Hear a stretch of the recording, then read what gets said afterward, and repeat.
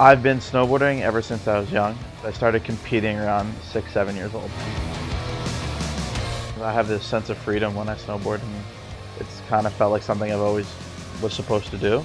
Being on a snowboard, competing and racing, and the drive and the adrenaline I get is like nothing else.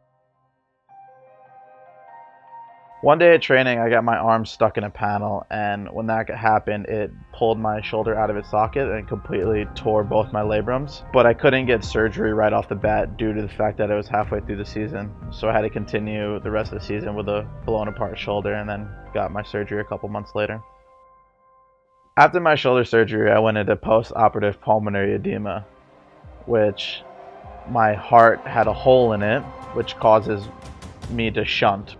All the blood from the right side of my heart goes directly through my heart to the left side without going through my lungs to collect oxygen, which causes me to collapse extremely fast because my body has no oxygen in it.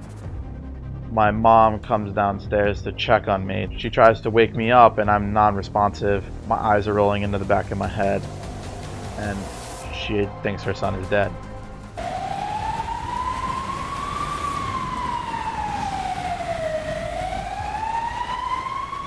Once the EMTs arrive, they assume that I'm overdosing, so they give me a pill to aspirate to try to get rid of the pills that are in my system. But there's no pills in my system. I instantaneously aspirate, which means all of the fluid that would have came out of me actually stays in me and goes inside my lung and explodes one of my lungs. And at the hospital, the doctors were trying to fix me and doing everything they can to help me, but they had no idea about the hole in my heart at this point. Every time they try to fix something, something else would collapse. It's like an umbrella. And then they cannot fix me up at that hospital, so they try to load me into a helicopter to fly me down to a better trauma center down in Denver. At that point, weather rolls in and the helicopter can't take off. So they have to take me down, load me into an ambulance, and drive me down to Denver. On the ride down to Denver is when I really started to collapse fast, and that's when I was presumed dead and had to be revived. When I arrived down to Denver, they put me on life support and put me on a chemically induced coma to then be able to keep me alive, to then try to figure out what the problems are, and that's when they finally found the hole in my heart. The doctors wanted me to have heart surgery to make sure that I would live a long and prosperous life, but snowboarding was a dream I was never willing to give up, and heart surgery would eventually lead to not snowboarding. So then I refused heart surgery. I was a good snowboarder before the incident, but I became a great snowboarder after the incident because I had no fear and I lived life to the fullest. Muss aus den Vereinigten Staaten auf Schwarz gegen... Rebounding from my heart incident was not an easy task. I had very little time to overcome a missed opportunity of having all summer to prepare for the next season. So it's just a lot of hard work and a lot of fitness and a lot of determination.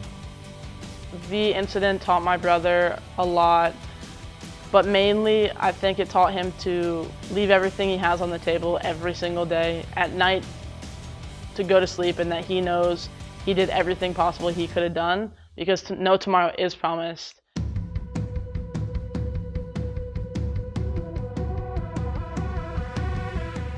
The day I found out I made the Olympic team, I was excited and I was thrilled.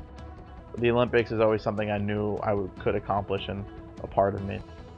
During the Olympic qualifying period, there was 5 races. I didn't do so well at the first one, but I did not let that put me down. I kept my head up and pushed and gave it everything I got and left my heart on the hill.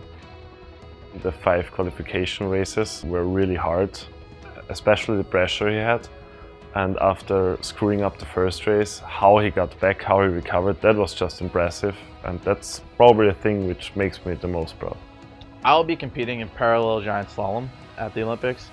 And the reasons why I love that event is because it's me against the clock.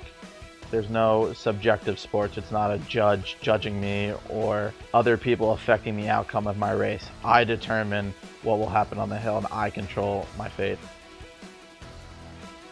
Without the support of my family, this journey would be very difficult. My mom's always been there for me, my sister's always been there for me, same with my father. My words of wisdom for HI are: continue striving for greatness, stay humble, try to be the best person you can be every day and cherish the moments. Being named an Olympian is an honor, and it's a pleasure. It's something I've always wanted to be, and I'm proud to be named an Olympian.